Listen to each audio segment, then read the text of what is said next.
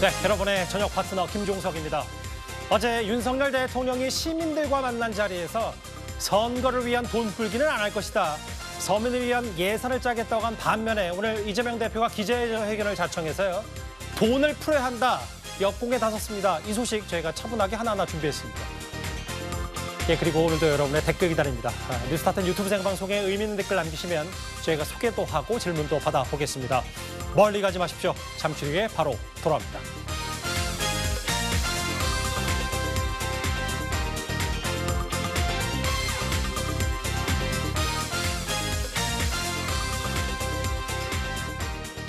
오늘도 뉴스탑 10이 자랑하는 뉴스 고수 네 분과 함께합니다.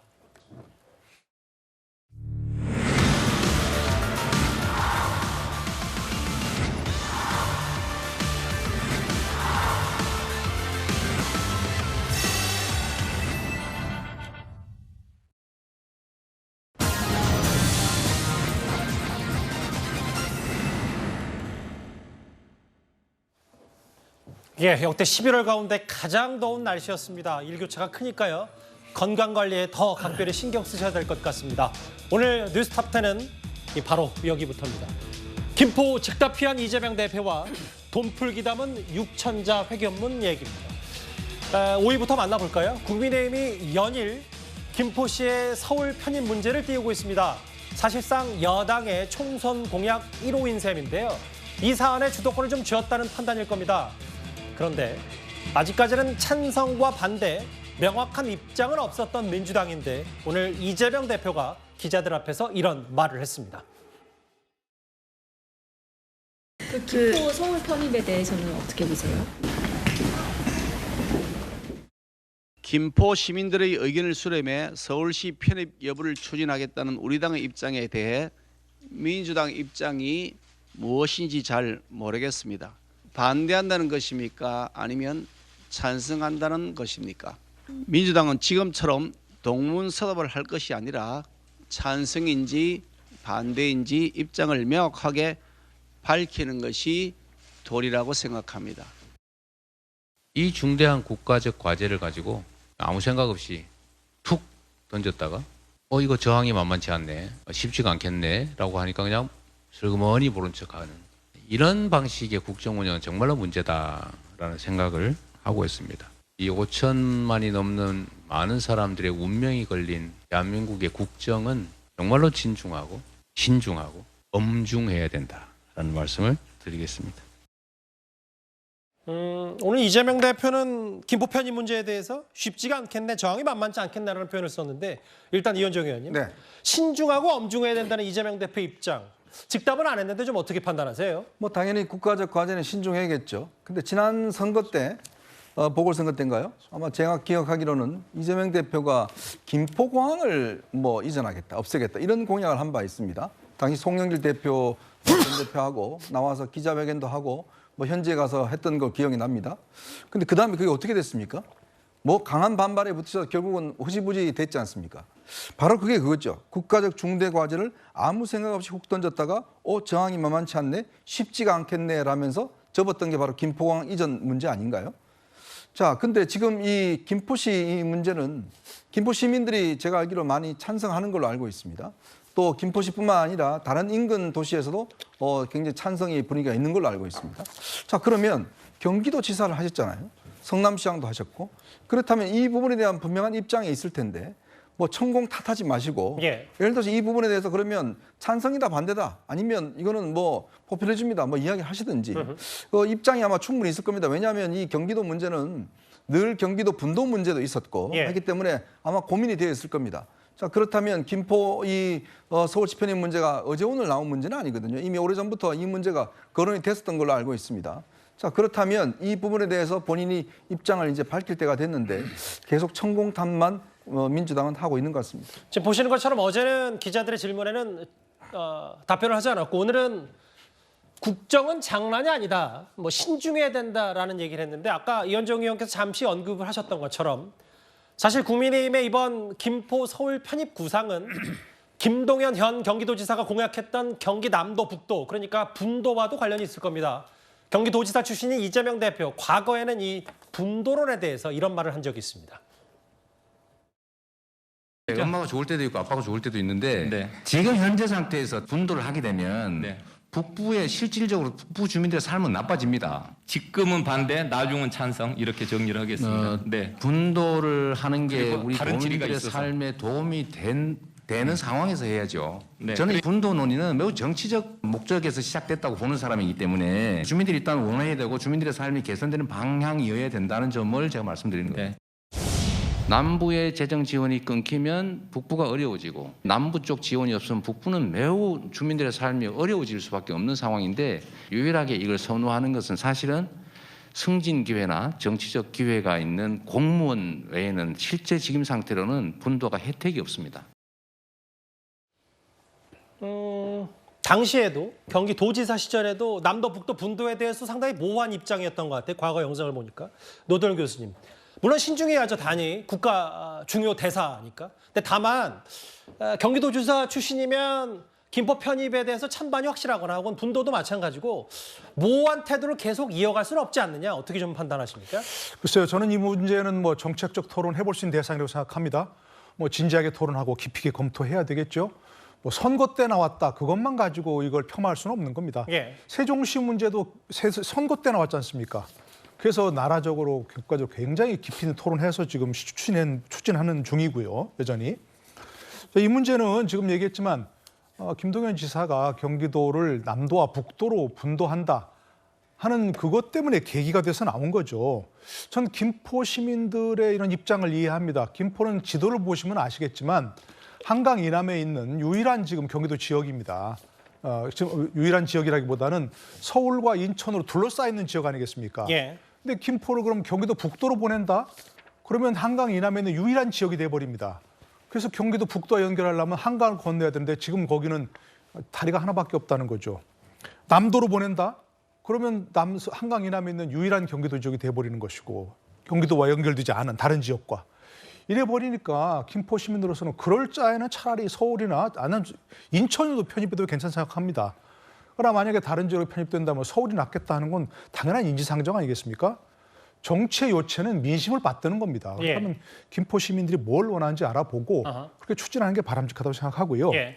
이 문제에 대해 비판하려면 몇 가지 고려가 있어 이슈를 답을 해야 되는데 경기도 분도에 찬성하느냐. 분도에 반대한다면 당연히 이건 추진하면 안 되겠죠. 예.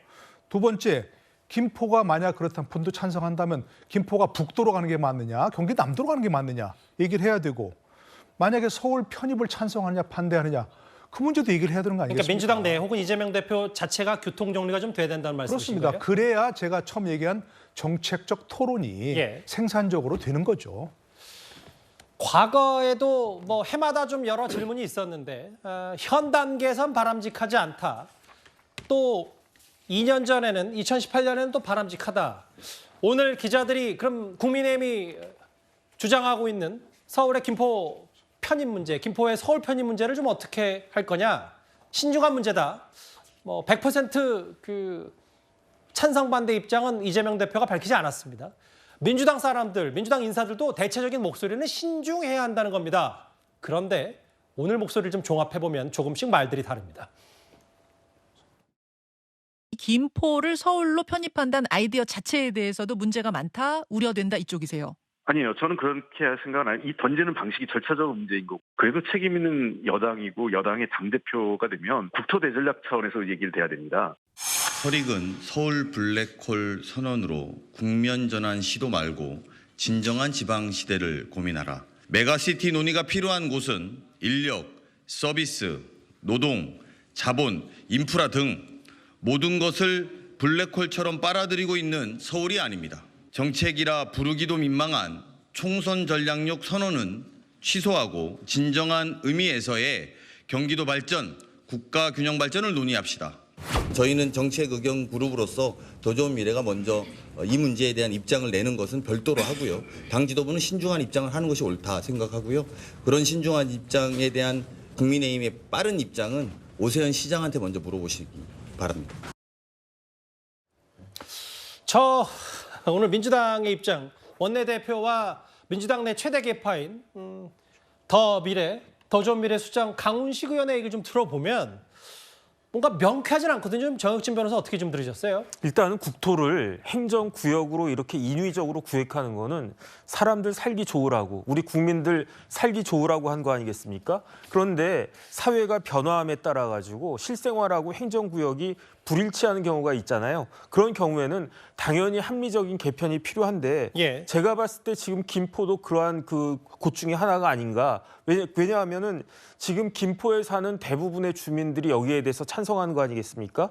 그런데 그 홍 원내대표 말도 자세히 있게 쭉 보면은 제 생각에는 김포 편입을 나름대로 긍정적으로 판단하는 것 같아요. 그런데 다만 여기서 더 나아가서 더 큰 그림을 그려보자 이런 이야기니까 예. 김포의 서울 편입에 대해서 반대하는 것 같지는 않고요. 그다음에 제 생각에는 홍 대표의 저런 입장은 굉장히 합리적이다라고 생각을 하는데 아하. 중요한 건 뭐냐면요. 법이 있어요. 어떤 예. 법이 있냐면 지방자치법이 있는데 5조에 어떻게 되어 있냐면 지방자치단체를 폐지하고 설치하고 나누거나 또는 합칠 때, 그런데 이거는 지방자치단체를 합치는 경우에 해당하지 않습니까? 예. 이런 경우에는 지방자치법 5조가 반드시 법률로 정한다라고 되어 있으니까, 그러니까 김포를 서울에 편입시키려면 반드시 특별법이 필요하다는 근거가 이제 지방자치법인데, 지금 입법권을 누가 가지고 있습니까? 거의 민주당이 전권으로 갖고 있잖아요. 그렇기 때문에 아무리 서울 시민들과 김포 시민들이 여기에 찬성한다고 하더라도 민주당이 찬성하지 않으면 그럼 안 될 것이다. 그렇다라고 하면 내년 총선에서 어떤 입장을 취하는 것이 맞는 것인가, 이런 부분들에 하나의 화두를 던진 그러한 상황이 아닌가 싶습니다. 그러니까 민주당으로서는 좀 아무래도 지금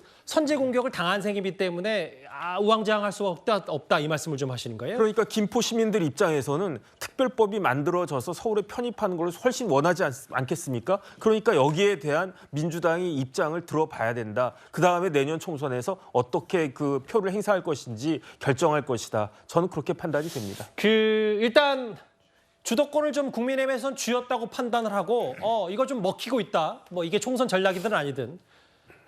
김기현 대표는 이 서울 주변, 김포 말고도 다른 지역 유사한 도시서도 주민 뜻을 모아지면 적극 검토하겠다.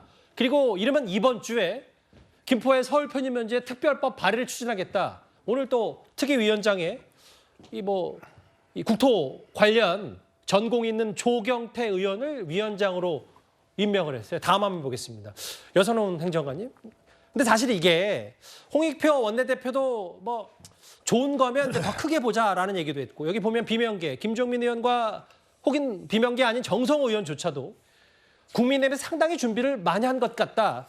뭐 다소 허를 찔렀다는 표현도 쓴 것 같은데 어떻게 좀 받아들이세요? 네, 단편적으로 그 김포 소속 국회의원이 이제 민주당이 2명인데요. 그분들이 아직 입장을 밝히지 않고 있거든요. 이것만 보더라도 민주당이 그 전국 주도권을 약간 좀 뺏기고 있다, 이렇게 조금 판단하고 있는 것 같습니다. 지금 당에서도 무대응 무시 전략을 하고 있는데요. 오늘 홍익표 원내대표가 전국 단위 행정 개편으로 그냥 하자 하면서 분위기 전환을 시도하고 있지만, 저는 민주당의 이 무시 전략이 그리 오래 가지 못할 것이라고 봅니다. 왜냐하면요, 지금 서울을 둘러싸고 있는 도시들, 구리, 하남, 성남, 그리고 고양, 이런 곳들이 전부 다 국민의힘 소속 그 시장들이에요. 예. 그리고 이미 지금 오늘 구리 시장이 찬성하겠다, 주민들 의견 들어보겠다 했거든요. 그래서 이 이슈가 간단히 끝나지는 않습니다. 맞네요. 사실 말씀드려 죄송한데, 왜냐하면 지도상으로 봐도 국회의원들은 대부분 민주당 소속이지만 또 시장, 지자체 장들은 또 국민의힘 소속이기 때문에. 그렇습니다. 왜냐하면 이거를 끄는 주체들이 어쨌든 시장이기 때문에, 시장이 이거를 주민들 의견 묻겠다고 하면은 어쨌든 이 이슈는 끝나지 않고 계속 가는 겁니다. 그럴 경우에 그 민주당이 해야 될 대응은 뭐냐? 저는 이 김포의 서울 편입이 김포 시민과 서울 시민한테 그렇게 좋지가 않다. 이것들을 조금 논리들을 발굴을 해서 이것들을 김포 시민과 서울 시민들한테 설득을 해야 된다. 이렇게 이제 그 생각을 하고 있는데요. 예. 특히나 뭐냐면은 김포시 같은 경우에는 만약에 서울시 자치구가 되면은 지금 김포시가 시기 때문에 걷고 있는 시세, 이것들을 다 전부 다 포기해야 되거든요.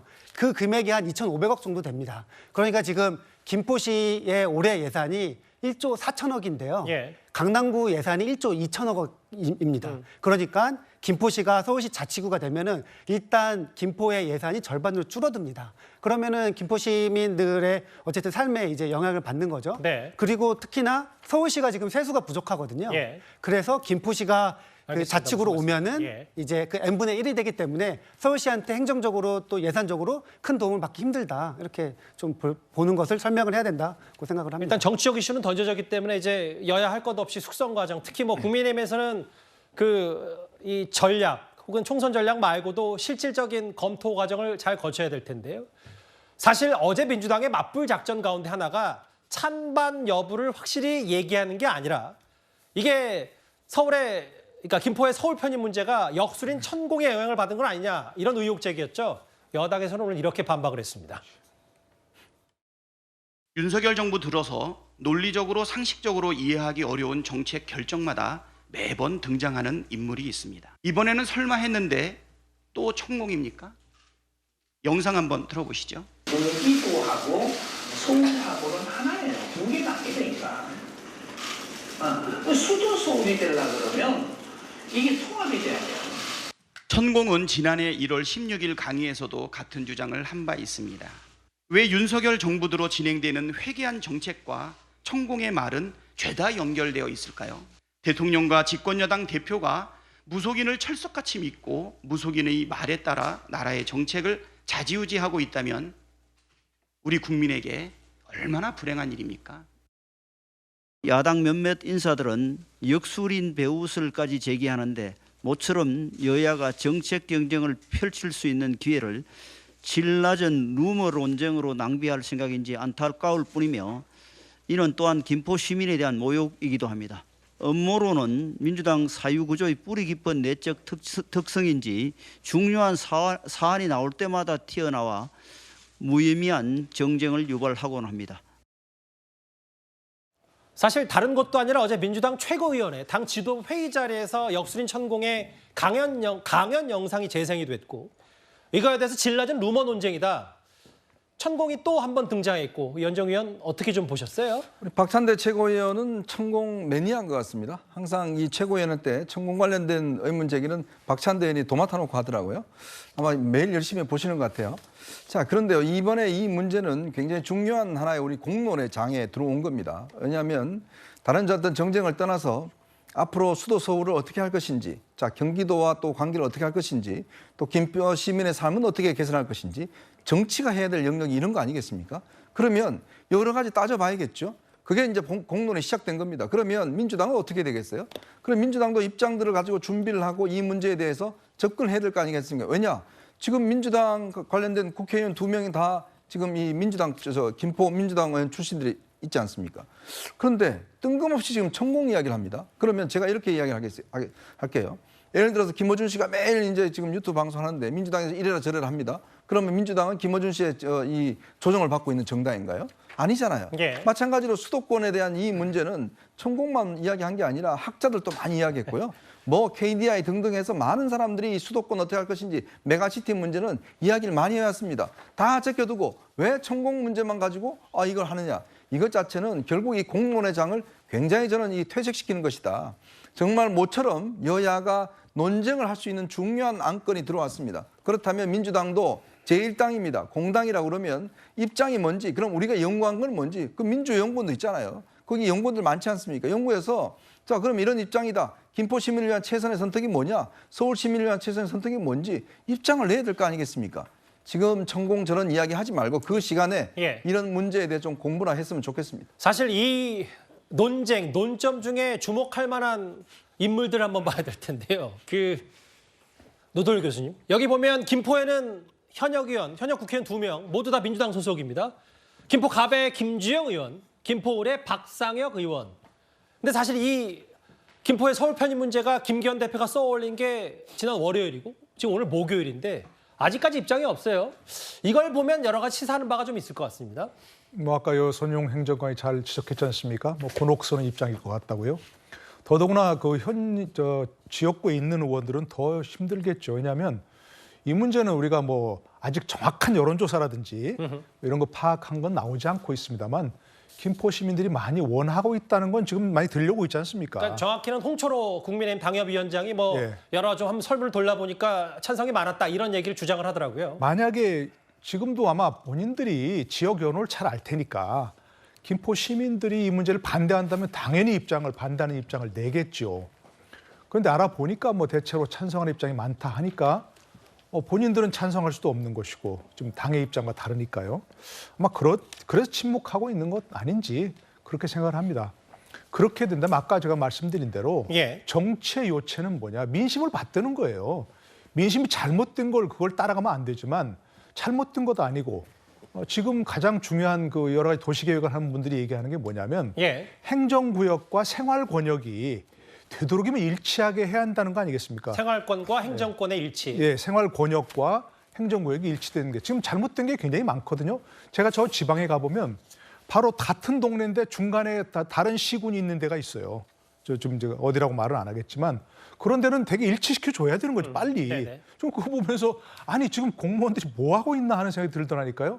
같은 동네인데 중간에 집 하나를 사이에 두고 행정구역이 다른 데가 있더라고요. 그걸 아직까지 방치하고 있다. 이런 것 잘못된 것이라고 생각이 되고요. 아까 말씀드린 대로 이 문제는 단순히 뭐 서울 김포 편입 그리고 총선에서 유불리 이런 문제에 떠나서 정책적인 토론을 해볼 수 있는 사안이라니까요. 지금 메가시티라는 건 세계적인 트렌드고 수도라든지 대도시를 좀 더 강력화해서 메가화해서 크게 만들어서 거대한 도시를 만들어서 경쟁력을 강화하자. 이런 것들이 있으니까 알겠습니다. 차지의 서울뿐만이 아니고 다른 아까 민주당도 얘기했지 않습니까? 부울경이라든지 충청권 이런 데를 어떻게 해서 대한민국 경쟁력을 크게 할 것인가 이런 쪽으로 같이 생산적인 논의가 있으면 좋겠다 이렇게 생각합니다. 맞습니다. 결국 이제 국민의힘에서 섣부른 설익은 의제만 던진 거 아니냐는 비판을 안 받으려면 앞으로의 국민의힘 특별법 이후의 과정도 중요할 겁니다. 그런데 오늘 이재명 대표가 국회 복귀 이후에 열흘 만에 기자회견을 자청했습니다. 여당이 지금 보신 그대로 김포시 서울 편입 이슈를 주도하니까 오늘 경제 문제, 돈 풀기 문제로 역공에 나선 것 같습니다. 결국은 이제 돈이 든단 말이에요. 돈이 드는데 그 돈을 누가 부담할 거냐. 또 재정에서 이걸 쓰려고 하면 예산을 막 늘릴 수는 없잖아요. 예산이 막 정부 재정 지출이 팍팍 들어가면요. 물가가 오릅니다. 어려운 서민들을 두툼하게 지원해 주는 쪽으로 예산을 좀 재배치를 시키면 아우성입니다. 아우성이에요. 내년 선거 때 보자. 아주 탄핵시킨다. 뭐 이런 얘기까지 막 나옵니다. 그래서 제가 하라면 하십시오. 그렇지만 여기에는 써야 된다. 성장률 3%를 달성하려면 경제를 회복시킬 쌍끌이 엔진이 필요합니다. 그 한 축은 연구기술 개발, 신성장 동력 발굴, 미래형 SOC 투자입니다. 또 한 축은 총수요 부족을 개선하기 위한 소비 진작입니다. 이 경기 불황기에는 사실은 돈의 가치가 높기 때문에 이럴 때 오히려 투자를 해야 경기 화랑기에 그 성과를 거둬내게 됩니다. 재정 지출이 늘어나면 물가가 오를 것이다. 일반적으로 맞습니다만 어느 영역에 어떤 방식으로 무엇을 위해서 하느냐에 따라서 그 영향 정도는 전혀 다를 수가 있습니다. 오늘 이재명 대표가 기자회견을 자청한 이유가 바로 저거예요, 이현정 의원님. 어제 윤 대통령이 선거용 돈 풀기 안 하겠다, 뭐 긴축재정 얘기를 했는데 반면으로 이재명 대표가 지금 돈을 투자해야 경기 화랑기, 경제 성장률 3% 회복 가능하다고 얘기했는데 어떻게 좀 판단하셨어요? 자, 지금 대한민국에 처한 한 상황을 놓고 정반대의 지금 해법이 나오지 않습니까? 왜냐하면 우리가 재정학 기본 교과서에 보면 이런 거 있습니다. 우리가 인플레이션이 심할 때는 재정을 풀지 말아야 되면 긴축을 해야 되죠. 왜냐하면 돈이 많이 풀리니까 물가가 상승되고 하기 때문에 그래서 이제 긴축을 해야 됩니다. 그렇지만 또 성장률이 떨어질 때는 조금의 어떤 부양을 해서 성장을 좀 촉진시켜야 되는 상황이 있습니다. 그런데 대한민국은 지금 두 가지가 다 동시에 일어나고 있어요. 뭐냐면 지금 10월 달 그 인플레이션 물가 상승률이 3.8%입니다. 근데 우리 성장률은 1.8%예요. 굉장히 지금 낮습니다. 자, 그러면 이 인플레이션 문제만 하면 윤석열 대통령의 말이 맞고 그다음에 이제 성장률 문제를 하면 이재명 대표 주장이 맞는 것처럼 보여져요. 자, 그런데 지금 당장 급한 게 뭐냐면 일단 물가 문제잖아요. 고금리의 고물가입니다. 특히 지난 정부에서 돈을 매번 이렇게 많이 풀었기 때문에 실제로 이제 지금 그 예산 자체가 재정이 굉장히 부족합니다. 뭐 고민정 의원 말따나 재정 쌓아두면 썩는다고 하는데 그런 썩는 지금 재정도 없어요. 지금 텅텅 비었습니다. 세수가 없기 때문에 수출이 안 되기 때문에. 자, 이런 상황에서 그냥 이재명 대표 말대로 뭐 30조 더 찍어서 낸다고 생각해 보십시오. 그걸 누가 갚아야 되죠? 아니, 우리 개인 간에도 내가 쓰면 우리 집에서 누가 갚아야 되죠? 우리 애들이 갚아야 됩니다. 자, 근데 그걸 쓰고 싶겠습니까? 당연히 대통령 입장에서 보면 선거 때 역대 대통령 중에서 돈 안 풀고 싶은 사람 누가 있습니까? 풀면 표가 되잖아요. 예. 근데 윤 대통령은 지금 그 리스크까지 감수하면서 돈을 안 풀겠다는 거 아니겠습니까? 왜냐? 이거 지금 풀어놓으면 이건 미래 세대가 전부 다 떠나야 된다. 예전 역대 정부가 그렇게 지금 연간 이 재정을 7% 10%씩 늘려놨는데 그거 지금 극복하려고 그러면 이거 긴축해야 될 수밖에 없다. 지금 그런 상황에서 유리함에도 불구하고 그걸 포기하고 긴축을 하는 거거든요. 예. 근데 반대로 지금 이재명 대표는 빚을 내서라도 좀 풀자고 그럽니다. 그럼 본인이 어떻게 갚을 건가요? 아니잖아요. 그게 쉽게 되는 게 아닙니다. 본인은 뭐 경기도지사 할 때 법인카드 쓰고 했지만 그렇게 국민들은 법인카드 없습니다. 그러니까 국민들은 정말 아껴 써야 되거든요. 자, 그런 상황이라면 도대체 그러면 그 돈을 누가 갚을지 그리고 이 예산이 얼마나 들지 그 예산 축정부터 먼저 해야 되는 거 아니겠습니까? 그 여선호 행정관님께 이 질문 드릴게요. 동의하실 텐데 왜냐하면 이 부분도 잘 아실 테니까 실제로 코로나 이후에 상당히 전 세계적으로 돈이 많이 풀린 상태니까 지금은 돈을 풀 시점은 아니라는 건 뭐 경제 원리로는 공감한다면 이걸 정책으로 봤을 때 이재명 대표가 계속 주창하고 주장했던 게 뭐 기본소득, 돈 풀기, 지역 화폐 뭐 이런 거기 때문에 본인들 이런 걸 다 알면서도 어쩔 수 없이 주장하는 거다. 라는 일각의 지적도 있는데 어떻게 좀 생각을 하세요? 그러니까요. 이게 사실은 굉장히 어려운 문제고 둘 다 결과를 봐야 누구 말이 맞았는지를 이제 알 수 있는 문제잖아요. 지금 이현정 의원님이 계속 설명해 주신 것처럼 지금 물가가 굉장히 높기 때문에 정부가 갑자기 돈을 풀면은 이게 이제 그 상승 압박을 받아서 물가가 또 올라갈 가능성이 있습니다. 근데 지금 한국은행 총재가 얼마 전에 이야기했듯이 대한민국이 내년부터 이제 완전히 침체기다 이렇게 이야기를 했기 때문에 지금 이 경제 침체기에는 가장 고통을 받는 부분들이 사람들이 뭐 서민과 이제 뭐 젊은 층들이지 않겠습니까? 예. 그런 부분들을 위해서 우리가 재정을 조금 효율적으로 운용하자 그렇게 이야기를 하면서 뭐 1년 뭐 소득공제 뭐도 말씀도 하시고 뭐 청년 패스도 이야기하시고 이렇게 하신 것인데 그러니까 어쨌든 이 정부가 이 운용을 잘해야 되는데 이거를 이제 어떻게 조금 뭐 총선 앞두고 저는 결과적으로는 정부가 다시 또 돈을 좀 풀 거라고 봐요. 뭐 내년 추경도 앞두고 있기 때문에 뭐 물론 두고 봐야죠. 이제 윤 대통령이 긴축 재정 얘기를 했기 때문에 일단 말씀하십시오. 예. 네. 이기 때문에 뭐 지금은 이제 뭐 야당이 계속 이제 돈 풀자고 이야기하니까 안 하더라도 뭐 내년 총선 앞두고는 또 돈을 풀 수 있다. 그렇기 때문에 뭐 좀 상황을 조금 계속 지켜봐야 되지 않나 이런 생각이 듭니다. 결국 지금 현 경제 상황에 대해서 어떤 인식을 갖고 있고 상황 판단을 제대로 하느냐 이게 좀 중요할 것 같은데 이재명 대표 오늘 뭐 돈 풀기 얘기를 하면서 청년 대중교통 3만 원 패스권이라는 새로운 주장을 했습니다. 기자들의 구체적인 질문이 쏟아졌는데요. 화면을 좀 볼까요?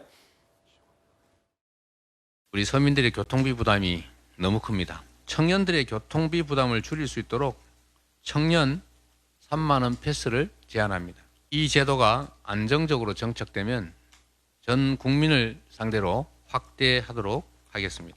청년 3만 원 패스 관련된 그 소요 예산은 얼마나 생각하시는지 그리고 그에 대한 재원 조달 마련은 어떻게 하실 건지 정책위에서 그 계산해 보셨나요? 뭐 청년 패스는 특별한 예산 소요를 동반하지 않는 걸로 정책위는 판단하고 있습니다. 구체적으로 좀 설명을 해주셔야 될 것 같은데. 예, 우리 대표님 아까 말씀하신 월세 세액 공제 관련해서도 아니요, 잠깐만요. 청년 얘기 그만 마십시오. 이거 뭐 정책 토론회가 아니어서 예산 소요액은 제가 정확하게 파악하지 못하고 있어서 후에 확인해 보겠습니다. 정혁진 변호사 어떻게 보셨어요? 글쎄요, 뭐 돈 많으면 주면 좋죠. 그런데 우리나라는요 어떤 나라냐면 천조국이에요. 우리나라 국가 부채가 1,000조가 넘어갔어요. 제가 찾아보니까 2023년 현재 우리나라 국가 부채는 1,134조 4천억이에요. 이거를 이자율을 3.65%로만 계산하면 하루 이자가 1,134억씩 나간다는 이야기예요. 이자만. 그런데 금액도 금액이지만 증가율이 엄청나게 가팔라요. 문재인 정권 시작했을 때 우리나라 국가 부채가 669조 9천억이었거든요. 그다음에 박근혜 정권 시작했을 때는 464조였어요. 그런데 GDP 대비 그 부채 비율을 보면은 박근혜 정권 때는 35%였고 문재인 정권 시작할 때는 39.7%였는데 지금은 50%가 넘어갔다고요. 그러니까 제 후배가 하나 있는데 아버지가 부르더래요. 그러더니 방에서 통장을 갖다 쓱 주시더래요. 그래가지고 그 친구가 이 통장에 얼마나 들어있을까 나름 기대하면서 딱 봤는데 그게 마이너스 통장이더래요. 마통이었네요. 그러면서 이제 아버지가 거의 마이너스 한 2억인가 있었는데 아들 보고 네가 갚아라 이렇게 이야기하더래요. 지금 청년들한테 3만 원짜리 패스 주는 거 좋죠. 하지만은 그 청년들한테 결국에는 나중에 청구서가 날라올 것이다. 그렇죠. 이재명 대표가 지금 여러 가지 혐의가 있는데 대표적인 혐의가 백현동, 대장동, 시정농 다녔다는 거 아니겠습니까? 나라를 좀 생각하고 뭐든지 해야지 지금 돈이 있는 것처럼 보이면서 마구잡이로 쓰는 거는 지금 마땅하지 않다라고 생각이 됩니다. 근데 사실 저 영상에서 청년 대중교통 3만 원 패스를 이재명 대표 얘기했고 그럼 돈 얼마나 드냐라고 기자가 물어봤더니 돈이 안 든다는 표현을 했기 때문에 그 추후에 파악하고 했는데 저도 지켜볼게요. 정말 3만 원 주장했으면 민주당 정책위 원내 정책수석이 정확히 파악해서 돈 얼마나 드는지 저희도 뉴스탑10에서 이거 잊지 않고 꼼꼼히 따져보겠습니다. 3만 원 하면 얼마나 드는지. 일단 여기서 정리하겠습니다. 저희가 준비한 1위까지 만나봤고요. 다음 주제는 국민의힘 얘기입니다.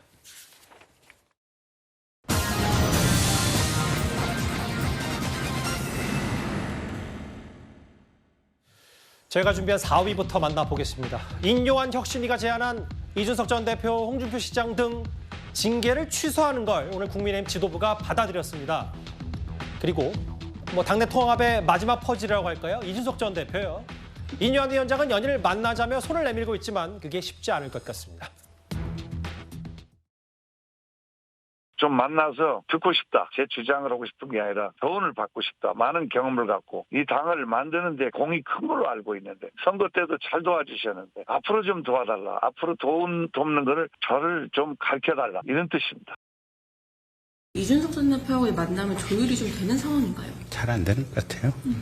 그럼 만남 가능성이 현재로서는 없다. 그러니까 그렇죠. 심지어는 엊그제 하도 인요한 위원장께서 답답하신지 저기 그 부산에서 이현주 전 의원하고 이준석 대표하고 북콘서트인가 뭔가 하는데 내가 거기 그냥 가버릴까 이 얘기도 하시더라고요. 그래서 그 참모 입장에서 고민하다가 그렇게까지 공식적인 행사인데 그건 아닌 것 같습니다. 저는 그렇게 조언을 드렸어요. 그건 상대방에 대한 예의가 아닌 것 같다.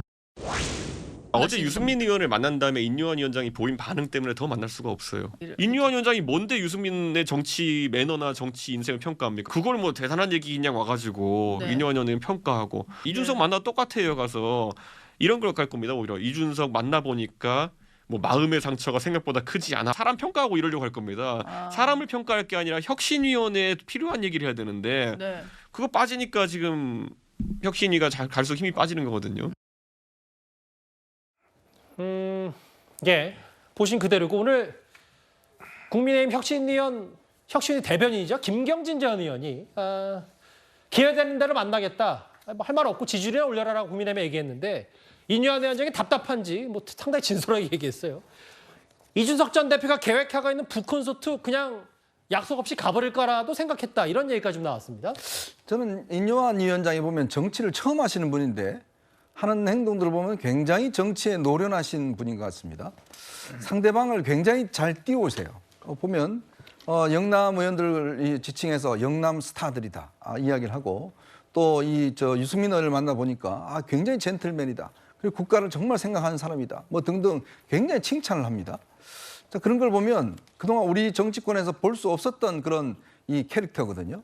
그러니까 저는 어떤 면에서 좀 변칙적인 캐릭터한테 저는 이준석 대표가 굉장히 당혹스러워하고 있다는 생각이 지울 수가 없습니다. 아하. 오늘 이야기를 보면 그런 이야기는 더 만날 수 없어요라고 이야기했잖아요.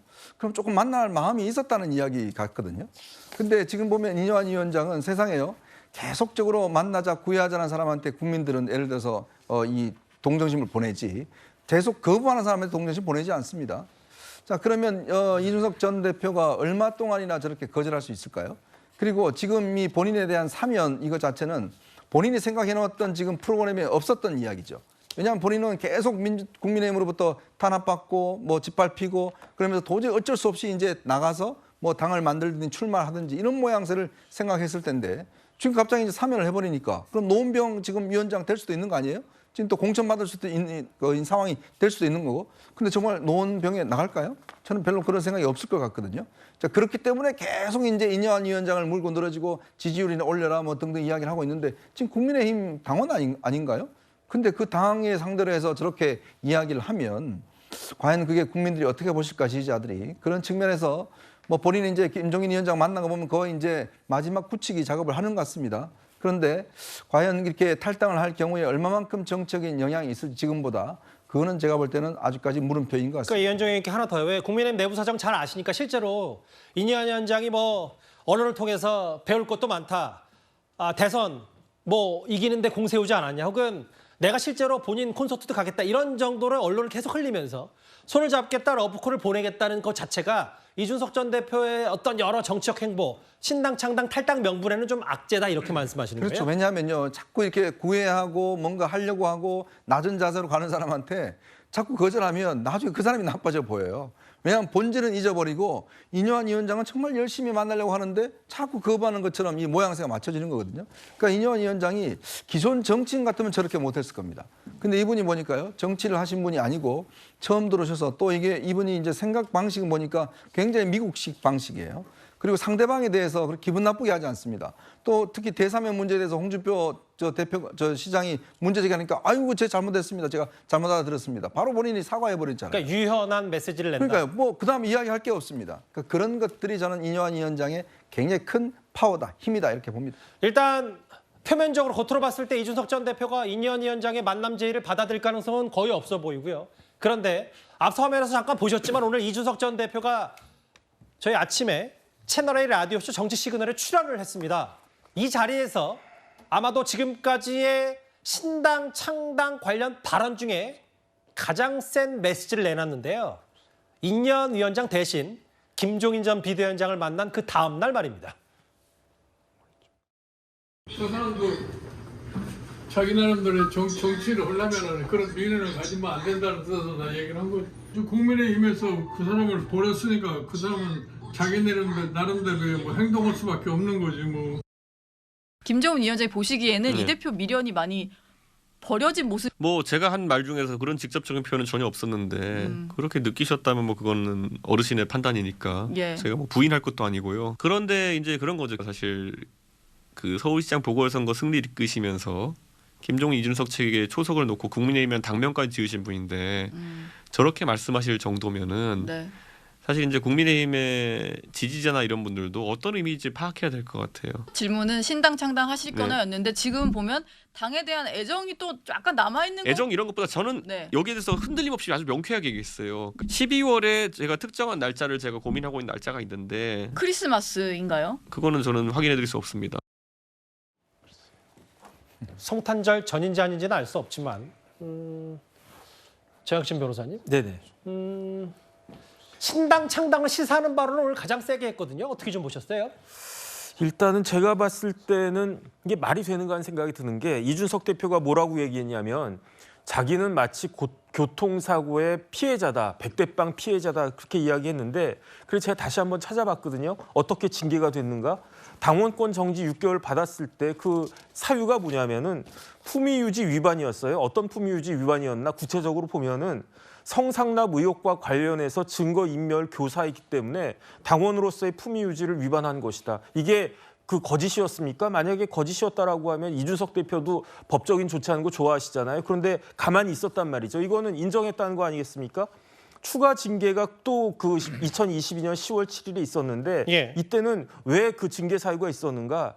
당원들에 대해서 입에 담지 못할 여러 가지 비아냥거리는 것들이 있었고 그다음에 그 지금 국민의힘이 그 당시에 여러 가지 어려움이 있어가지고 비대위가 구성이 돼야 되는데 그 비대위 구성되지 못하게 방해하지 않았는가 그렇게 해가지고 그 징계를 받았는데 본인이 잘못해놓고 본인이 아무런 책임이 없이 마치 그냥 그 억울하게 당한 것처럼 그렇게 이야기하면서 탈당의 명분을 쌓으려고 하는 것이 과연 이게 그 받아들여질 수 있을 것인가 지금이야 이제 사람들이 다 잊어버렸기 때문에 이준석 대표 전 대표가 뭐 여러 가지 좀 억울한 일이 있었나 싶은 생각을 할 수 있을지 몰라도 일일이 하나하나 따져보면은 징계 받을 만했네. 그다음에 징계 받을 만한 거를 취소해 줬는데 고마워할 일이지 이런 생각을 많은 사람들이 하지 않을까 저는 그렇게 생각이 듭니다. 40분간 만났고 신당에 대해서 어떤 중요한 결정을 할 때마다 이준석 전 대표가 김종인 전 비대위원장 찾아가서 자문을 구하는 분이다라는 얘기를 좀 자막에 보시는 것처럼 했기 때문에 노돌 교수님.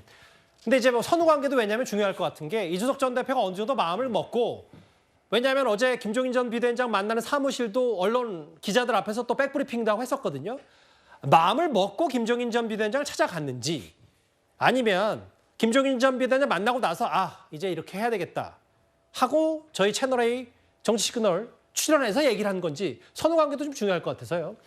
글쎄요, 이준석 전 대표가 과거 이제 비단 주머니 얘기했는데 우리가 상상할 수 없는 어떤 새로운 비단 주머니가 있는지 잘 모르겠습니다. 그 비단 주머니 열을 때를 좀 기다려봐야 되겠는데 대체로 관측이 저도 마찬가지입니다만 이준석 대표는 이미 국민의힘과 헤어질 결심을 한 상황 아니겠습니까?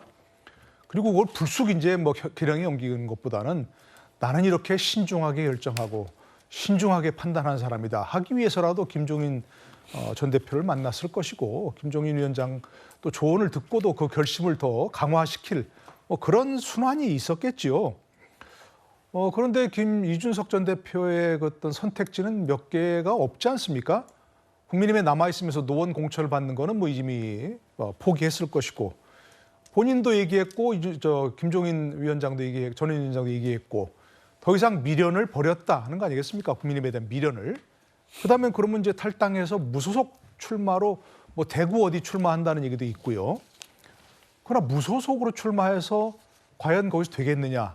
그것도 본인이 원하지 않는 선택지일 거예요. 왜냐하면 본인은 지금 여러 차례 얘기했지 않습니까? 물구나무 서서라도 국회에 들어가겠다 얘기했는데 대구에서 무소속 출마해서 될까? 지금 본인은 2030 지지를 획득할 수 있으니까 되겠다 생각하지만 그러지 않을 겁니다. 그러니까 노돌 교수 말씀은 당이 어디가 중요한 게 아니라 국회의원 배칠 다냐 아니냐가 이준석 전 대표에게는 지상 과제다. 가장 그렇습니다. 핵심적인 목표인데 무소속 출마해도 된다? 그렇지 않습니다. 그러니까 본인도 알 텐데 그거를 못 먹는 감 찔러나 보겠다. 그렇게 생각하진 않을 것이고 다른 선택지는 그러면 신당이죠. 과거 지난번 총선에 봤지만 급조한 신당으로 열흘 만에 급조한 신당으로 비례대표 한 5명 되는 거 봤지 않습니까? 예전에 비례대표 전문 정당 가능한데 지금 그것도 망설이고 있는 게 뭐냐? 지금 여야가 선거법 협상 중입니다. 아직 결론 안 내고 선거구 아직 선거구도 그렇고 선거법 자체를 그러니까 과거처럼 비례대표 전문 정당이 가능하지 않도록 하는 선거법을 만든다는 거거든요. 그러니까 그걸 만약에 보고 한다면 한 3월쯤이나 돼야 됩니다. 거대 양당이 쉽게 결론을 안 내리죠. 못 내리고. 그러니까 그걸 봐야 되면 지금 쉽게 탈당하기도 어려운 그런 상황이 되기 때문에 좀 망설이고 있는 거죠. 당이 변하지 않으면 지금 11월이니까 다음 달입니다. 다시 한번 자막을 좀 부탁드릴까요? 감사합니다. 그러니까 다음 달까지 탈당 가능성 100%다. 아까 저희 노은재 앵커가 크리스마스 전후냐라고 했더니 답변은 좀 안 했는데 특정 날짜까지 고민 중이다. 기억하시겠지만 유승민 전 의원도 비슷한 얘기를 좀 한 바가 있긴 합니다. 12월 신당 창당 탈당 무소속. 다만 유승민 전 의원은 최근에 인유한 비대위원장이 비공개로 만났고 젠틀맨이라는 표현 이후에는 유승민 전 의원이 이렇다 할 인유한 위원장이나 국민에 대한 반응 아직 내놓지 않고 있거든요. 그런데 이제 신당 창당 얘기까지 좀 무르익고 있으니까 이준석 전 대표. 여당은 물론이고 야당에서도 이준석 전 대표가 본인 지역구의 노원병에 나가서 승산이 없으니까 탈당하라는 거 아니냐 이런저런 말들이 나왔는데 여기에 대해서 이준석 전 대표의 답도 한번 들어보겠습니다. 정진석 의원이 이번에 같이 갔을 때 아주 이런 재미있는 말을 하더라고요. 이준석이 가장 두려워하는 것은 이준석을 노원에 공천하는 것이다. 국민의힘이. 왜? 또 떨어질 텐데. 이준석 씨한테 이걸 제가 미리 전달하려고. 이준석 씨, 노원 공천 받습니다. 준비하세요. 그리고 안철수 의원이 낙선운동 하겠답니다. 굳이 당의 의원이라는 사람들이 다른 당 의원한테 가서 무슨 대단한 이준석을 떨어뜨리기 위한 전술이라는 듯이 얘기하고 다니는 것 자체가 그 우상호 의원이 들으면서 얼마나 웃겼겠습니까? 제가 만약에 어떤 몰상식한 사람들이 했던 식의 의도, 지금 우리가 수도권 판 전부 다 말아먹었는데 그 김에 이준석이를 노원병에 나가게 해가지고 떨어뜨리자. 이거는 정치적으로 무의미한 목표일 뿐더러 굉장히 사악한 목표거든요. 제가 여기에 동조해줄 이유가 있나요? 글쎄요. 진짜로 우상호 의원 말 맞더라. 정진석 의원이 우상호 의원에게 저 말 했는지는 저도 진위 여부는 잘 모르겠어요. 근데 다만 사악한 의도다. 이준석 떨어뜨리려고 노원병 공천하는 거다. 이 의도에 대해서 얘기를 했는데 정혁진 변호사 저 말은 좀 이준석 전 대표 말 어떻게 들으셨어요? 일단은 노원병에 공천되는 것이 가장 두려울 것이다라고 하는 그 우 대표 말을 저는 공감을 해요. 그런데 저는 어떻게 생각하냐면 리더, 특히 이제 정치인들은 그런 두려움에 당당하게 맞서는 사람들이 정치인 아니겠습니까? 그렇게 두려움이 있다라고 해가지고 슬슬 피하면 그게 어떻게 큰 정치인이 되겠습니까? 그 대표적으로 노무현 전 대통령 같은 경우에 안 될 줄 알면서도 부산 같은 데 계속 출마해가지고 결국은 큰 정치인이 돼서 대통령 됐잖아요. 예. 제가 봤을 때 내년에 그 이준석 대표가 노원에서 출마하지 않고 그 회피한다라고 하면 이준석 전 대표의 그 정치적인 미래가 과연 있을까? 일단 다른 곳에 가서도 당선된다라고 하는 보장도 없고요. 뭐 이런저런 꼼수 통해 가지고 국회의원이 된다고 한들 그걸 누가 인정을 하겠습니까? 그러니까 정 변호사 말씀 진짜 끊어 죄송한데 네네. 이준석 전 대표가 지금 윤 대통령과 대척점에 있고 윤 대통령을 싫어하는 보수층이나 혹은 뭐 진보층에 확실한 영향을 받으려면 승부를 한번 던져야 돼. 노원병 당선되면 정치적 영향력이 어마어마할 것이다. 뭐 이렇게 반대로는 생각하시는 거예요? 그렇죠. 되면은 좋은 거고 안 됐다고 하더라도 당당한 모습을 보여주는 거니까 아직 이준석 전 대표는 젊잖아요. 그렇게 젊은 사람이 이렇게 이런저런 생각이 많은지 잘 모르겠습니다. 일단 12월까지 당이 바뀌지 않으면 뭐 신당 창당, 뭐 탈당, 뭐 100% 얘기를 했기 때문에 의미심장한 국민의힘의 전직 대표 얘기를 저희가 핵심 내용 짚어봤습니다. 다음 주제도 국민의힘과 관련이 있는데요. 바로 한번 만나보겠습니다.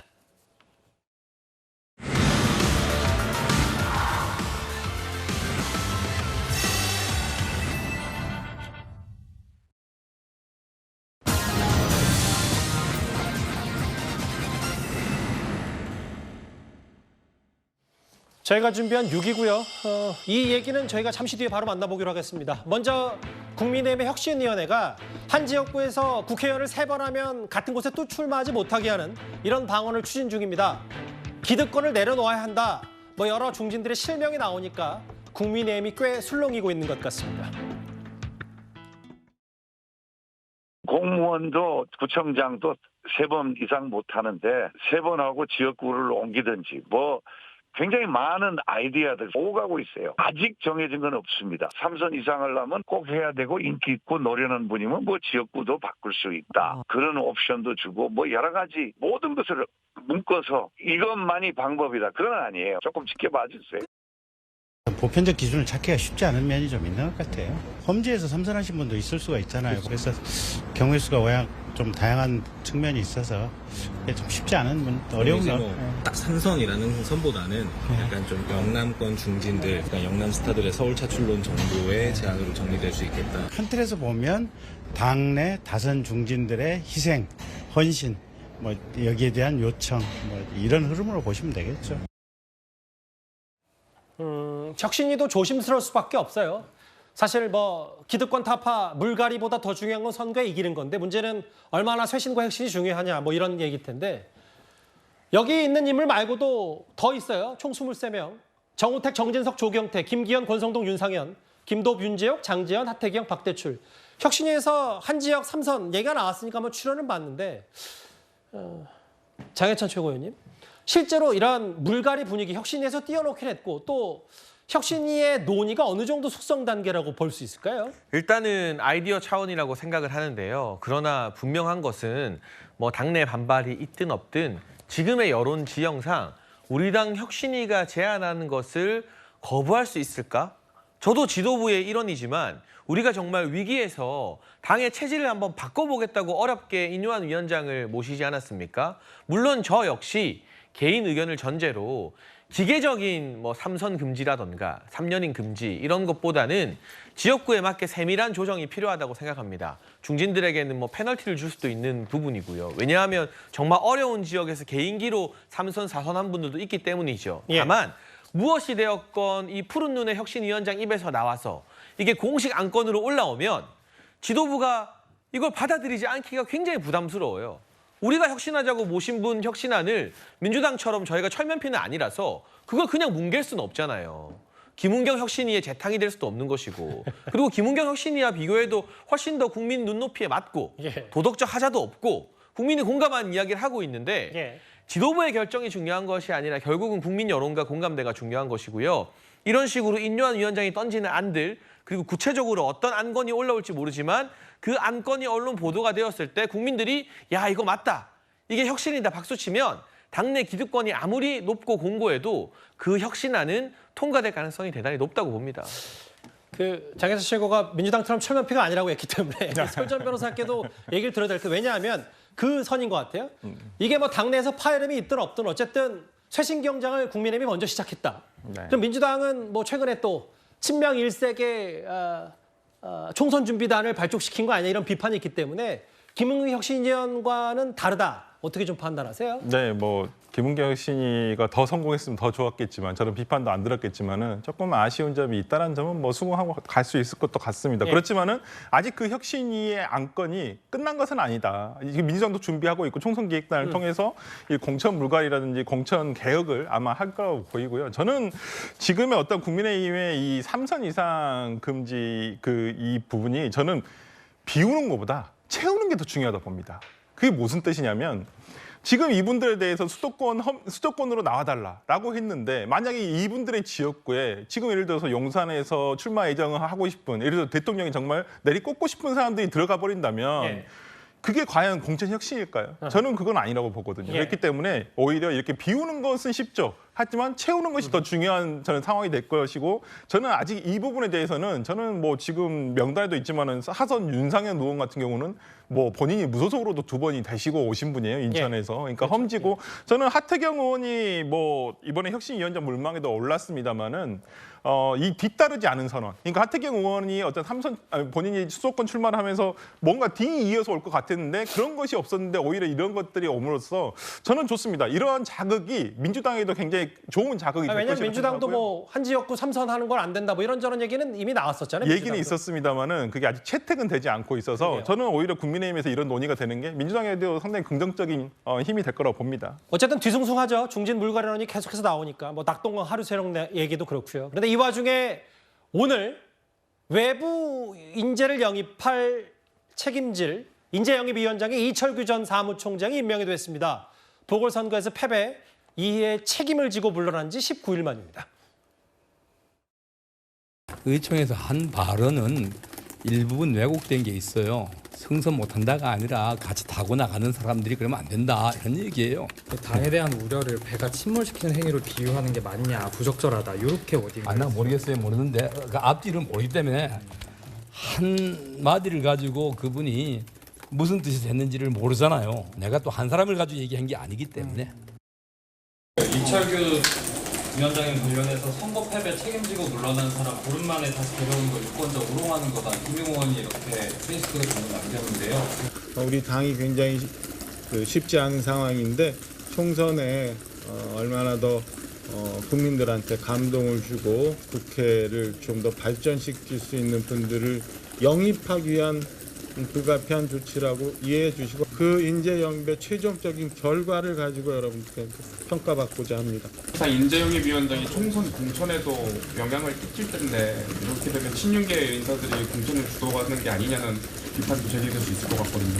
인재 영입과 공관위 활동과는 별개니까 아마 이철규 위원장도 활동하시면서 그런 점들 충분히 감안하실 거라고 기대하고 있습니다. 선거 패배에 물러난 전직 사무총장이 인재영입위원장에 임명이 됐다라는 비판 목소리가 기자들한테 있었어요. 어떻게 좀 들으셨어요? 사실은 저는 뉴스를 보고 충격적이었습니다.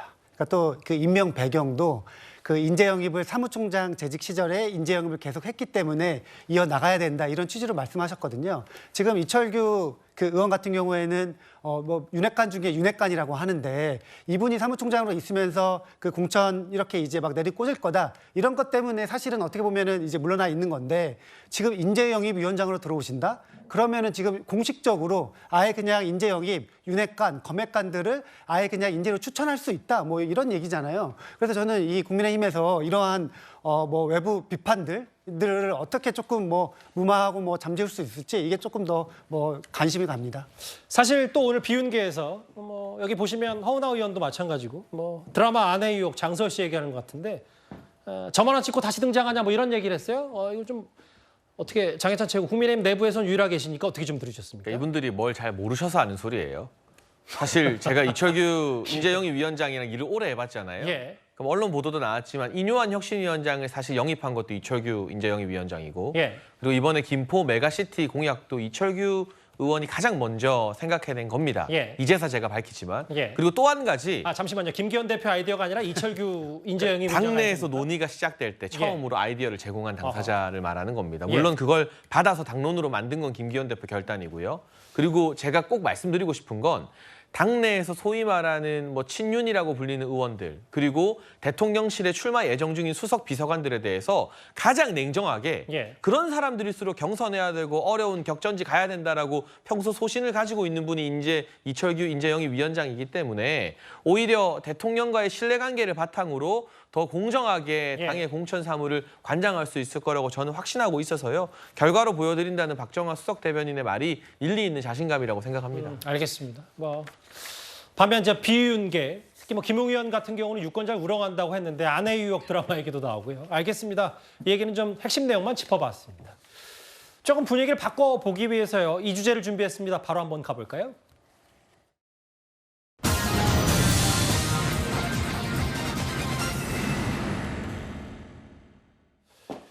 시정연설을 위해 국회를 찾은 윤석열 대통령을 향해서 그만두시라고 발언했던 김용민 의원.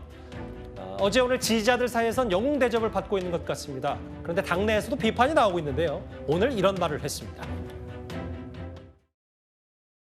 갑자기 뒤에서 이제 저한테 김용민 의원 오랜만입니다라고 인사를 하셔서 저도 오랜만입니다고 이게 답 드리면서 그러면서 근데 이제 그만두셔야죠 이렇게도 권유를 드렸죠. 제가 그만두시라고 표현한 거는 복합적인 의미가 있어요. 말씀하신 것처럼 국민들의 퇴진 요구 목소리를 전달하는 이제 그만두셔라라는 의미도 있고요. 대결과 강경 일변도로 막 계속 나가는 이 국정 기조를 그만두셔야 된다. 이런 의미도 같이 포함돼서 얘기를 한 거예요. 정치적으로 제가 책임을 져야 될 일이 있으면 당연히 책임을 질 겁니다. 그러니까 오히려 국정 운영을 정말 망가뜨려 가고 있는 대통령도 정치적 책임져야 되는 거 아닌가요? 사실 윤 대통령의 그제 시정연설 때 본질보다도 좀 더 부각이 많이 됐고 여러 논란거리를 제공한 게 바로 김용민 의원의 윤 대통령의 면전에서 이제 그만두셔야죠 라는 거였는데 이현정 의원님. 네. 라디오 인터뷰 얘기는 본질, 그 원래 숨은 뜻은 좀 윤 대통령의 국정기조 바꾸라는 얘기였다는 취지를 얘기했는데 어떻게 좀 받아들이셨습니까? 보니까 이 인터넷 사이트에 보니까 김용민 의원을 거의 독립투사 이렇게 이야기하더라고요. 근데 그 짧은 시간에 이렇게 많은 속뜻을 가지고 이야기를 했을까요? 본인이 또 버젓이 본인이 그런 이야기를 했다라고 지금 SNS에 올려놨지 않습니까? 항상 예의 바르게 했다고 그러는데 그만두라는 게 예의 바르게 한 건지는 모르겠습니다만은 물론 국회의원으로서 대통령에 대한 비판 또 지적들 저는 충분히 할 수 있다고 봅니다. 자, 그런데요. 기본적으로 대통령이 국가원수가 국회 와서 연설하실 때는 예의가 있지 않습니까? 이거는 본인의 어떤 생각과 어떤 노선을 떠나서 그런데 저렇게 앉아서 뒤에서 이렇게 부르는데도 불구하고 저렇게 손을 내밀면서 뭔지 모르겠습니다. 혼자 그냥 속으로 웅얼거리는지 모르겠지만 옆에서 못 들은지 모르겠는데 그만두세요라고 이야기를 하는 게 저게 과연 사람한테 할 이야기인가요? 우리가 보통 아무리 우리가 저 사람들을 만나더라도 그냥 그 악수는 하고 그냥 인사는 합니다. 근데 그 사람 면전에 대해서 저러지는 않거든요. 더군다나 국회의원이 대통령이 국회 시정연설을 하러 왔는데 면전에서 그만두라는 이야기를 하고서 그렇게 뒤늦게 비난받으니까 저렇게 변명을 하고 있다라는 저는 생각을 지울 수 없습니다. 최대한 예의 바르게 얘기를 했다. 그만두시라 이 얘기를. 국정기조 바꾸라고 얘기한 거다. 다시 뒤돌아보면서 못마땅한 웃음 같은 표정을 지었다. 이거 주관적 표현이긴 한데 본인은 진짜 했다 얘기를 하고 있거든요. 근데 이제 그 얘기를 떠나서 설전 변호사님. 네. 당내 일부에서도 저열하다는 평가까지 좀 나왔다면서요? 그러니까 좀 호불호가 많이 나뉘는 것 같습니다. 그러니까 이 태도에 대해서 굳이 저렇게 시정연설 하러 온 대통령에게 또 손을 먼저 내민 또 먼저 아는 체를 한 대통령에게 저렇게 읊조리듯이 얘기했는지는 모르겠습니다만은 그걸 또 공개하는 것이 오히려 조금 더 이게 맞는지를 모르겠어요. 격에 맞는지. 우리가 항상 TPO가 맞아야 한다고 하잖아요. 저것이 그 당시에 그런 말을 했는지 안 했는지 잘 모르겠습니다만 본인은 했다고 하시니까 하는 것도 저는 어울리지 않다고 보고요. 나와서 오히려 이것을 또 본인이 이렇게 했다라고 얘기하는 것이 결국 국회의원이니까 정치인이 다 자기 정치 합니다만은 이게 과연 지지층에서도 과연 이것을 적극적으로 다 온전히 너 정말 잘했다, 김용민 의원 잘했다 이렇게 평가를 하실지 조금은 의문입니다. 솔직히 말씀드리면 좀 격에 맞는 오히려 뭐 장애 집회라든지 어디서든 충분히 할 수 있잖아요. 근데 꼭 그것을 면전에서 그렇게 할 필요는 있었을까? 조금 더 멋있는 정치 보여주셨으면 더 멋지지 않을까라는 생각 해봅니다. 야당의 과거 최재성 전 의원도 매우 저열한 정치고 민주당의 마이너스라고 얘기를 했어요. 그걸 SNS까지 공개하는 건 사실 김용민 의원의 탄핵 발언은 과거부터 계속 있어 왔습니다. 그리고 그 대상은 대통령에만 국한되진 않았었습니다. 지금 무도한 윤석열 정부와 검찰 독재 이것을 막아내야 합니다. 여러분들의 힘의 힘으로 막아낼 수 있고 국회의 다수당인 민주당이 조금만 힘내면 막아낼 수 있습니다. 우리가 주인이다. 윤석열은 퇴진하라. 저는 개인적으로는 해임 건의를 넘어서서 탄핵까지 해야 된다고 생각하고 있습니다. 저는 법률 위반이 분명히 존재하기 때문에 탄핵을 말씀드리는 것입니다. 사실 윤 대통령 말고도 한동훈 장관 탄핵에 대해서 김용민 의원이 꽤 많은 주장을 했었기 때문에 오늘 동아일보 보도, 오늘 신문에 나온 얘기, 민주당의 후원금 모금 액순위 올 상반기 이재명 대표가 단연 1위, 뭐 단연은 아니지만 일단 대표로서 1위고 뭐 이탄희 의원도 있고 뭐 여러 가지 있는데 아까 설주한 변호사가 면전에서 그만둬야 된다고 얘기하는 게 당에서 호불호가 갈린다 그랬잖아요. 그 장혜찬 최고위원 이 호를 노리고 예를 들어 지지층 결집만 노리고 뭔가 후원금 여러 가지 보관들이 김용민 의원에게 있는 거 아니냐 뭐 여러 가지 해석도 나오는데 좀 어떻게 생각하세요? 이게 좀 단적으로 말하면 강경파들이 왜 저럴까? 첫 번째 돈이 되기 때문입니다. 지금 보시는 것처럼 소위 말하는 철험회 출신의 강경파 의원들이 민주당 다른 의원들보다 평균적으로 후원금을 상반기에만 1,000만 원 이상씩 더 받는다고 합니다. 김용민 의원은 상반기에 한도인 1억 5천 거의 다 채웠어요. 1억 2천 정도를 모금을 했으니까 굉장히 짭짤한 수익인 셈이죠. 불호가 있더라도 중도층이나 언론의 비판이 있더라도 극단적 강성 지지층이 이런 발언에 환호하면서 돈을 보내주기 때문인 것으로 보이고 저기 랭킹 2위 한 이탄희 의원도요. 유튜브 같은 데 보면 매번 뭐 이탄희 의원이 한동훈 장관을 제압했다. 이런 쇼츠가 막 돌아다녀요. 근데 풀 영상 보면 전혀 아니거든요.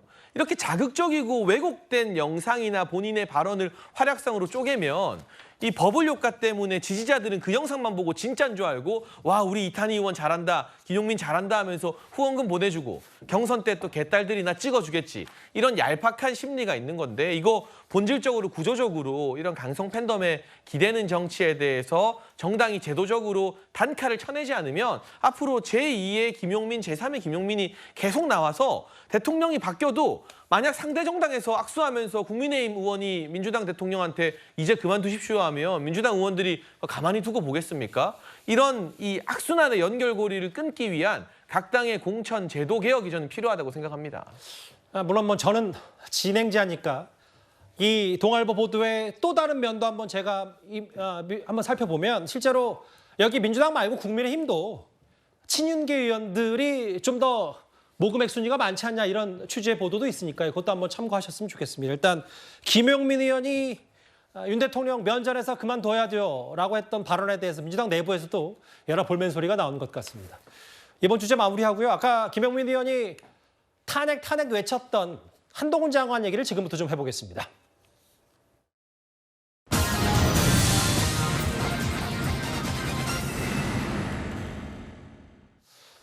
저희가 준비한 9위입니다. 여전히 민주당에서는 한동훈 장관의 탄핵 카드를 만지작거리고 있는 건 여러 보도를 통해서 확인이 됐죠. 오늘 법사위가 있었고요. 사실 사사건건 민주당 소속 법사위원들이 한동훈 장관을 공격해 왔었는데 오늘은 뭔가 좀 분위기가 달랐습니다. 저희가 준비한 화면부터 좀 만나보겠습니다. 검찰이 야당 대표를 구속하겠다는 취지인데 저 정도 자신도 없어도 되겠습니까? 확신했다는 얘기 있잖아요. 그냥 말꼬리 잡으시네요. 지금 당연히 증거로 설명하는 것이고요. 한동훈 장관 가볍기가 정말 깃털 같아요. 제가 여기 위원이 훈계 들으러 온 것은 아니고요. 질문해 주시면 됩니다. 나라를 생각하고 이 나라 국민을 위해서 드리는 말씀입니다. 내가 왜 한동훈 장관께 훈계를 합니까? 개인 박범계가 아니잖소. 그렇지 않습니까?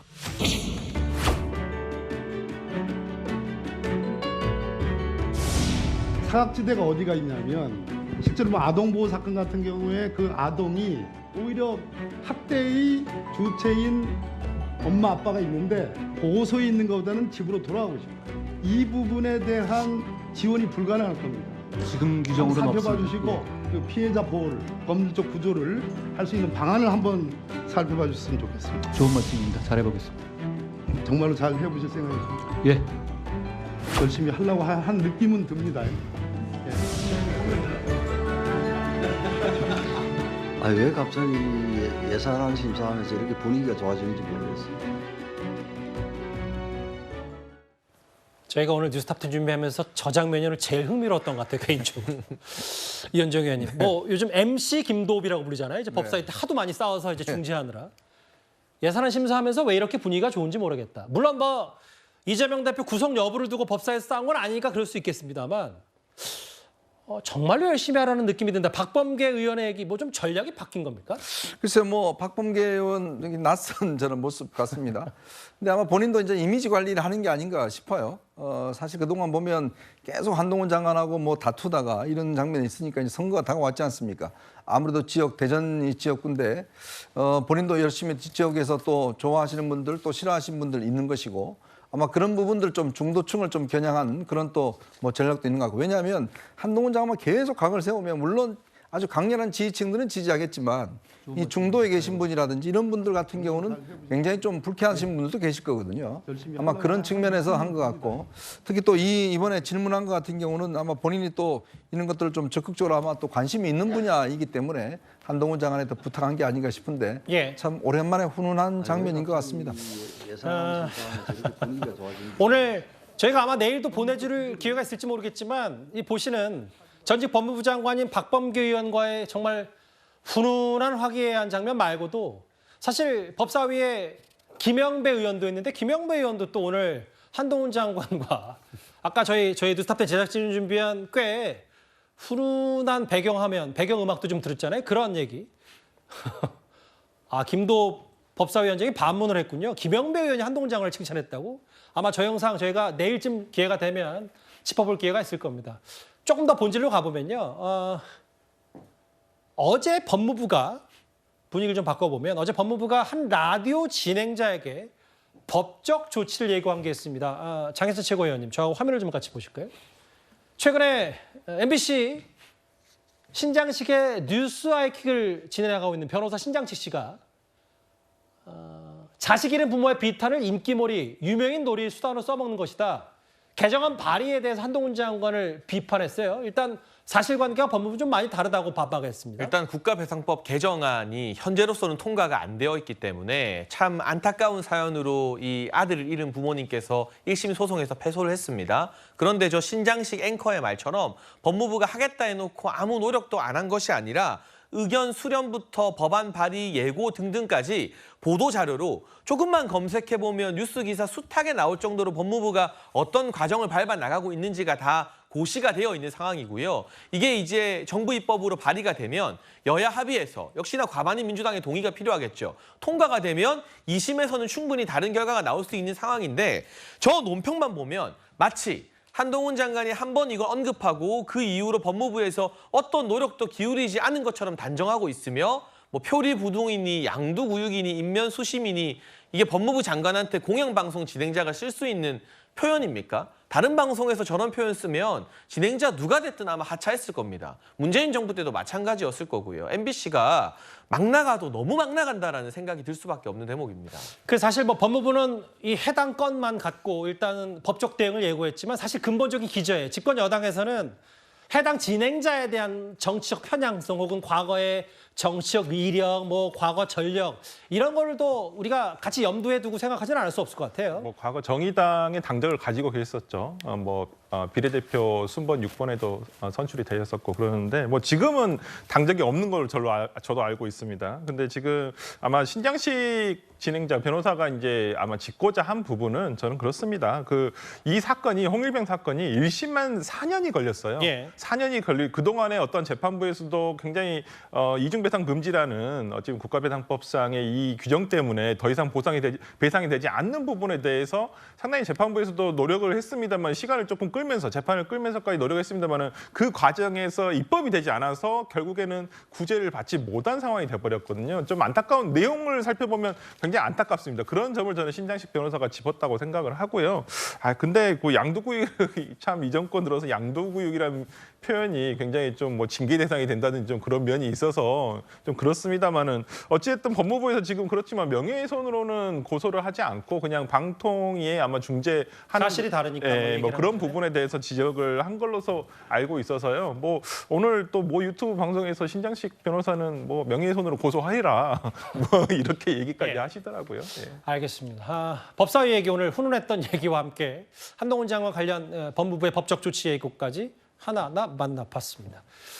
다음 주제 이 논란 쉽게 식지가 않네요. 바로 남현희 씨, 전청조 씨 얘기로 가보겠습니다.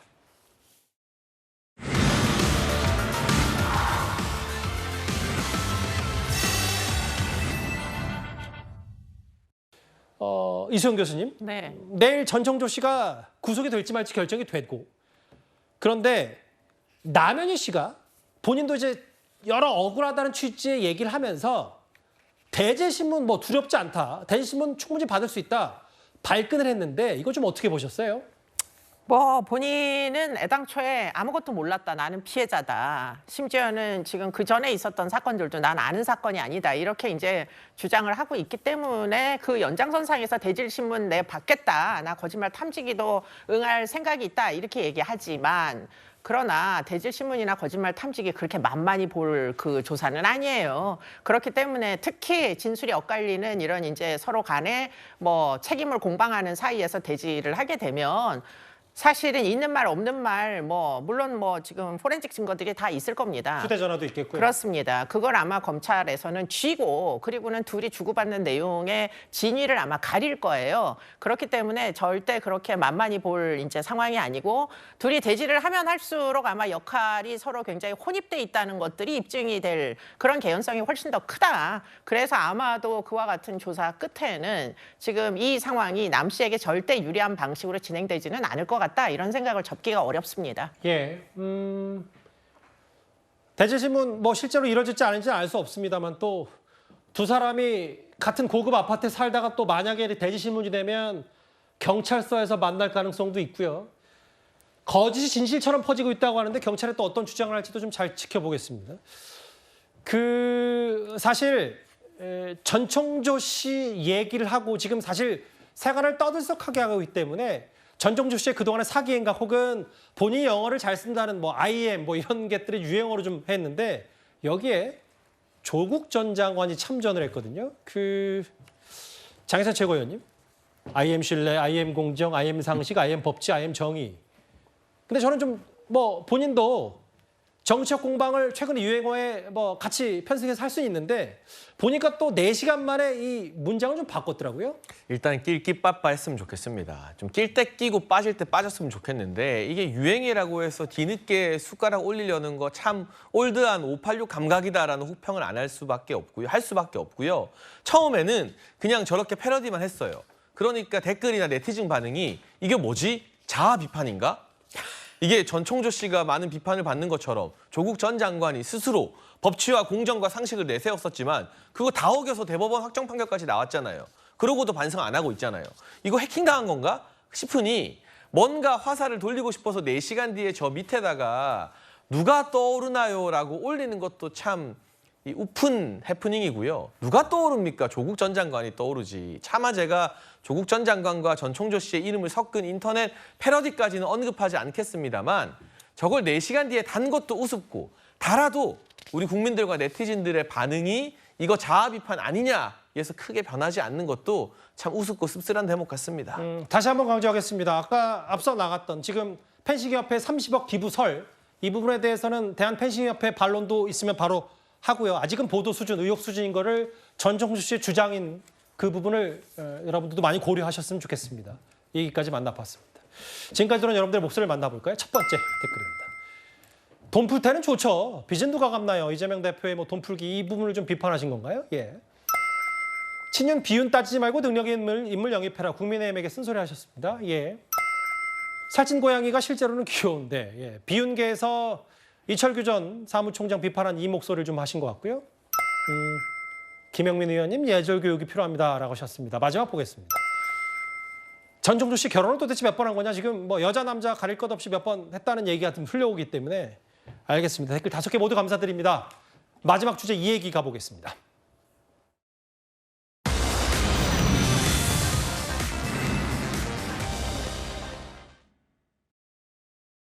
두 번째 구속영장 기각됐는데 이번 결정 어떻게 보시나요? 재판부의 판단 존중합니다. 증거인멸 정황 있다고 법원에서 일부 말이 나왔는데 이 부분에 대해서 어떻게 생각하십니까? 사실입니다. 그 대마 흡연하라고 강요했다는 부분도 인정 안 하세요? 저는 사실이 아닙니다. 공범위 사무 수사 어떻게 임하실 겁니까? 최근에 뭐 이선균 씨 얘기도 좀 있었고요. 그 전에 사실 마약류 상습 투약 혐의로 2번 구속을 피하고 재판에 넘긴 배우 유아인 씨의 공소장 내용이 공개됐는데 내용이 꽤 충격적입니다. 허주연 변호사님, 이건 물론 뭐 검찰의 조사, 검찰의 시각이 많이 담겨 있긴 했는데 일부 유튜버에게 너도 한번 해볼 때 되지 않았냐, 더 깊이 들이마시라라고 해서 대마 흡연을 요구했다, 공범을 만들었다는 얘기가 있어요. 네, 뭐 외국 여행 중에 이 대마를 피우고 있다가 이 문제의 유튜버가 들어와서 본인이 대마를 피우는 장면을 목격당하니까 이게 외부에 발설되거나 수사기관의 수사를 받을 정보가 될 거를 우려해서 그 사람에게 대마를 권유해서, 그러니까 교사를 해서 피우게 만들어서 이 자신의 어떤 공범으로 만들어서 그 위험을 막아보고자 했다는 내용이 공소장에 담겨 있습니다. 물론 이 부분은 구속영장이 기각됐을 당시에 법원에서 좀 다툼의 여지가 있다라고 얘기했던 부분이기 때문에 앞으로 좀 사후에 좀 더 굉장히 쟁점이 될 것 같다는 생각이 들어요. 그런데 만약에 이게 맞다고 하면 전혀 대마를 필 생각이 없는, 해본 적도 없는 사람에게 대마를 피겠다는 그 범위 자체를 일으키게 만들고 대마 권련을 실제로 제공하는 행위이기 때문에 상당히 죄질이 불량하다고 평가될 여지가 있어 보입니다. 가정명의까지 도용해서 수면제 처방까지 받고요. 이수정 교수님. 네, 물론 뭐 구속은 2번 면했어요. 영장은 네. 기각됐습니다만. 네.